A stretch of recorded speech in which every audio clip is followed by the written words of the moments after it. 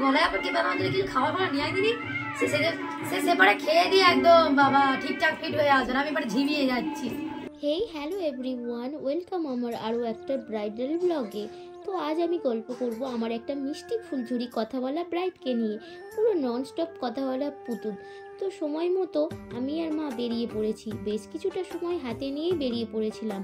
On time ব্রাইডের বাড়িতে পৌঁছালেও গিয়ে দেখি ব্রাইডের গায়ে হলুদ তখন কমপ্লিট হয়নি। তখন বাজে প্রায় ঘড়িতে 3টে।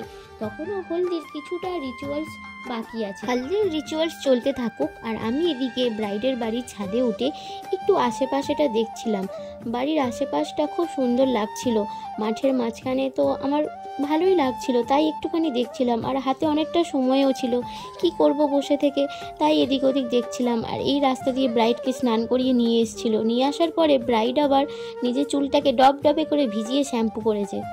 আর যদিও বা বেশ কিছুক্ষণ পরে ব্রাইড আমার কাছে এলো, এসে বলছে আমার নান্নিমুখ এখনও বাকি আছে, নান্নিমুখটা করে আসি, আমাকে একটু প্লিজ ছেড়ে দাও, আমি আধ ঘন্টা পরে তোমার কাছে চলে আসব। তো বিয়ের যে কত নিয়ম, সব নিয়মগুলো চলছে আর আমি বসে বসে দেখছিলাম আর একটু একটু করে ক্লিপগুলো নিচ্ছিলাম। তো ব্রাইডের রিচুয়ালসগুলো দেখতে থাকো তোমরা আর আমিও দেখি। তো রিচুয়ালস কমপ্লিট করে ব্রাইড যখন আমার কাছে এলো তখন বাজে প্রায় 4:30। চুলগুলোতে একেবারে ডবডবে ভিজে তোমাদেরকে বলছিলাম। তো তখন আমি চুলটাকে একটু শুকিয়ে নিচ্ছিলাম আর শাড়িটা জাস্ট পরিয়ে হেয়ারটা ড্রাই করে নিচ্ছি। শাড়িটা না পরাতে আবার আমাকে এসে ডাকা হলো যে ছেলের বাড়ির লোক এসে পড়েছে, আশীর্বাদ করতে হবে, ব্রাইডকে তুমি ছেড়ে দাও, ব্রাইডকে ছাড়তে হবে। ওই দেখো ও আশীর্বাদে বসেছে। তখন কিন্তু আমার ব্রাইড খুব রেগে যাচ্ছিল, বলছিল দিদি তুমি প্লিজ কিছু মনে করো না, ওরা আশীর্বাদ করতে এসছে, বসে থাকুক, তুমি আমাকে রেডি করো। আমি তখন বললাম না তা তো হয় না, তুমি যাও। জিপসি আছে, জিপসি নিতে বলো, কটা জিপসি। এদিকে আমার হাসি খুশি ব্রাইড তো খুব রেগে গিয়েছে আর বলছে না আমি আগে বিয়ের জন্য সাজবো, তারপর আমার আশীর্বাদ হবে। তো বাড়ির লোক তো এসে তাড়া দিচ্ছে, তা তো বললে হয় না। বাড়ির লোক এসে বলছে ওকে ছেড়ে দাও, তারপর তুমি সেই রাত্রির 9টায় বিয়ে, 9টা পর্যন্ত সাজবে। সেটা কি সম্ভব? 9টা পর্যন্ত সাজানো যায়? তারপর আশীর্বাদ করে যখন আমার কাছে এলো তখন ঘড়িতে বাজে 5:30টারও বেশি। আমি তারপর ধীরে ধীরে আমার মেকআপের প্রসেসিংগুলো শুরু করলাম। আর দেখতেই পাচ্ছ আমার ব্রাইড কত বকবক করছে। আমি কেন ফুলঝুরি ব্রাইড বলেছিলাম তোমরা এবার বুঝতে পারছো। ওকে যে কি কষ্টে বসিয়ে রেখেছিলাম, আমি জোর করে বসিয়ে রেখে আমি মেকআপটা করাচ্ছিলাম। ও নিজে থেকেও বলছে আমি এতক্ষণ বসে থাকবো কি করে, আমার খুব কষ্ট হবে, আমি এক জায়গায় একটুও চুপ করে বসতে পারি না। জোর করে ধরে ধরে মেকআপ করাচ্ছিলাম। তোমরা দেখো বুঝতে পারবে, ও এত বকবক করছিল, আমারও বেশ ভালো লাগছিল। আমি শুধু বলছিলাম তুমি একটু চুপ করে বসো, একটু চুপ করে বসো, আমাকে একটু করতে দাও, তারপরে তুমি দেখবে।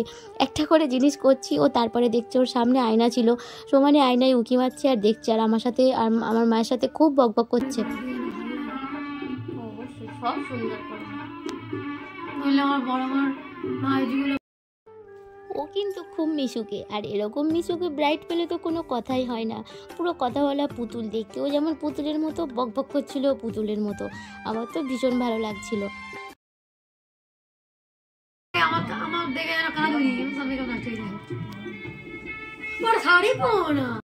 ও তখন ওর বাড়ির লোককে বলছে তুমি আমার দেখে কেঁদো না, তাহলে আমিও কেঁদে ফেলবো, কাঁদলে আমার সব মেকআপ নষ্ট হয়ে যাবে। দিদি এত কষ্ট করে সাজাচ্ছে, শুনতে পেলে তোমরা কত মজার।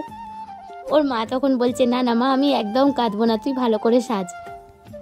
ও আরও একটা কথা বলি তোমাদেরকে, ওর সাথে আমার এর আগে কখনো দেখা হয়নি, সাজাতে গিয়েই ফার্স্ট দেখা। কিন্তু একটা ম্যাজিক্যাল ট্রিক্স আছে, ওর মামার বাড়ি আর আমার মামার বাড়ি একদম একই জায়গায়। ও অনেকবার গিয়েছে, মামার বাড়ি তো বারবার যাবেই, এটা তো স্বাভাবিক। কিন্তু এর আগে কোনোদিন ওর সাথে আমার দেখা হয়নি। আর ওকে আমি চিনতামও না, ও আমাকে চিনতো, আমাকে ফলো করতো ফেসবুক থেকে। তো সাজাতে গিয়ে তারপরে এই কথাগুলো মানে জানা গেল আর কি। ওর মামার বাড়ি আমার মামার বাড়ি এক জায়গায়, ওর বাড়ির সবাই আমার মাকে সবাই চেনে, যেহেতু মামার বাড়ি এক জায়গাতেই। এই জায়গাটাতে বলছিল দিদি আমার খুব পা গনগন করছে, দিদি আমার খুব ঘাড় গনগন করছে, আমাকে কলকাটা করতেই হবে। আবার বলছে না দিদি তুমি করে দাও, আমি চুপ করে থাকি। ও যে কি কথা বলছিল, আমি ভীষণ মজা পেয়েছি ওকে সাজাতে গিয়ে, সত্যি কথা।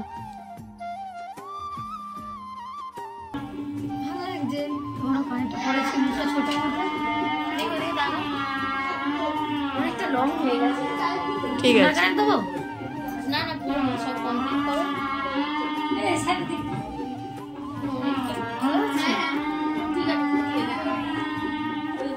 দেরি করে আসছে, সাদা ছটপট করছিল, এক জায়গায় বসে থাকতে পারছিল না, যার জন্য আইল্যাশটা বারবার করে উঠে যাচ্ছিল।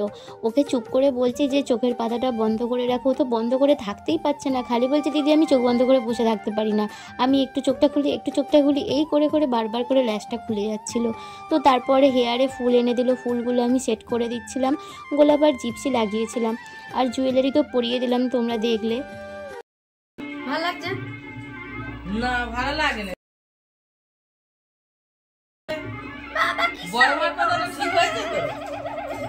বাড়ি শুদ্ধ সবাইকে ডেকে ডেকে জিজ্ঞেস করছে আমাকে ভালো লাগছে, আমাকে ভালো লাগছে, যে আসছে সবাইকে জিজ্ঞেস করছে আমাকে ভালো লাগছে। আর কতটা বক বক করছে তোমরা শুনলে তো, ওর নাকি এত ঠান্ডা লাগছে, এত ঠান্ডা লাগছে, খিদে পেয়েছে, উফ কি বলবো ওর কথা।